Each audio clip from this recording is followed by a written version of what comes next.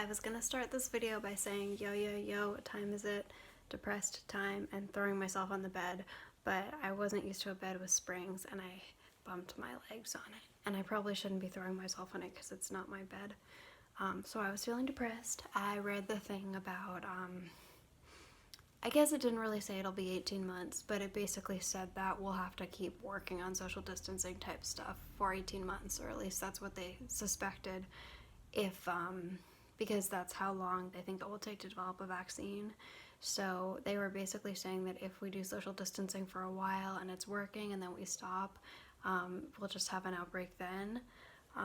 Yeah, but they were saying that that basically probably we could do 2 months of social distancing and 1 month of normal life and go back and forth and back and forth. And I do think that would be a lot better and more manageable. I mean, I don't know about the logistics and the economic stuff. I'm just thinking emotionally, just in terms of what I'm imagining myself being able to manage, because wow.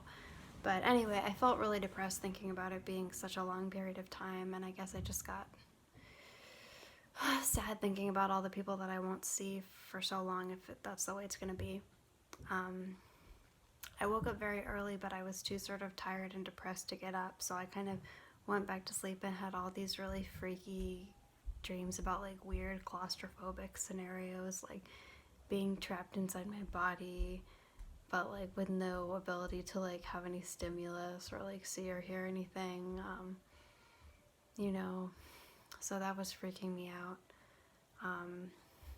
Yeah, anyway, I was in a crabby mood and was really grumpy, but my boss and her dad and I went out for a walk in the park, and it made her feel a lot better, I think. We got to see people at a distance, and we saw lots of cool animals in the park. I know that for me, even though I can't interact with people closely, just being outside and seeing people really helps. One of the reasons I wanted to stay here instead of at home was just to have a window that looks out on the street so I can see people walking by. I've seen lots of nice dogs, and I saw the other day or today, I saw two young women who obviously were hanging out together but practicing social distancing, so they were walking really far away from each other, but they obviously were hanging out and they looked really happy to be together. So it was really nice to see that. Yeah, I think as time goes on, we'll just have to see to what extent we can maybe socialize a little. Maybe not at all, but I hope that it might occasionally be okay to have a one-on-one visit with somebody or something like that. I am a little curious about dating and stuff. I don't know, I guess I just sometimes feel like people are being intense, and I don't in any way mean to undercut the seriousness of this. I agree that people shouldn't go to work, and people can't go to school, and people can't have concerts and stuff like that. But I guess I don't know, I feel sometimes people aren't being realistic about what's going to be emotionally possible if this is actually going to be more than a year.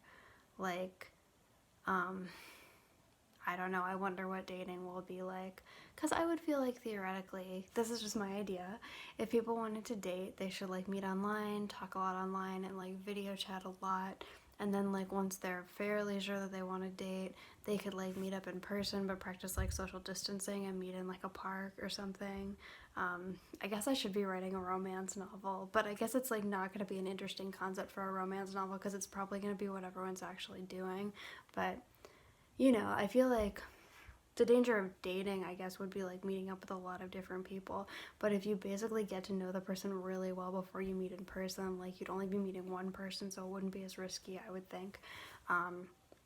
I don't know. I feel I'm being somewhat irresponsible even saying this and saying, but I don't know. I just think that I wish things were like they were a week ago when people thought oh, maybe it's okay to have really small classes, or to have movies but only allow the movie theater to be halfway full and stuff like that. Because that would be okay. But as things are, it just seems so unbearable. And I don't mean that it's not necessary. And even me saying oh, you should be able to get in a relationship with someone and meet up with them in person occasionally. Maybe I'm gonna be proven wrong in saying that, and that's a really irresponsible thing for me to say. And for the record, I'm not doing anything. I'm only interacting with my client's family. But I'm just saying, like, I find it hard to, I don't know, say that people should, like, commit to only interacting with the people in their household, like, at all. That said, just talking to people online has been really nice. My boss and I FaceTimed with one of her friends and her friend's aide and dad, and this woman who I've known for like 8 years, I've never really heard her like talk or make very many noises, but she was so happy to see Anna that like I suddenly heard her like talking, well, I mean, making noises like a lot, which I was really touched to see how happy she was to talk to Anna. Yeah, and then talking to people from the community college classes that Anna and I go to, super nice. The teacher said that she's going to be doing the classes online, but that it is difficult because, you know, a lot of people in our class with developmental disabilities can't read or write and can't necessarily like talk or use the internet by themselves. So it's going to be tough, but hopefully at least a lot of people will be able to participate online, maybe with the help of staff. So basically, I feel good. I feel like a lot better now after going out and FaceTiming and talking, hearing from our teacher. But I'm still, no, I mean, I am feeling better. I felt so bad this morning. I just felt like I couldn't handle it. Which is kind of silly because people can't get used to anything. And like, the internet and technology is going to make this so much better. But like, it does really seem unbearable, doesn't it?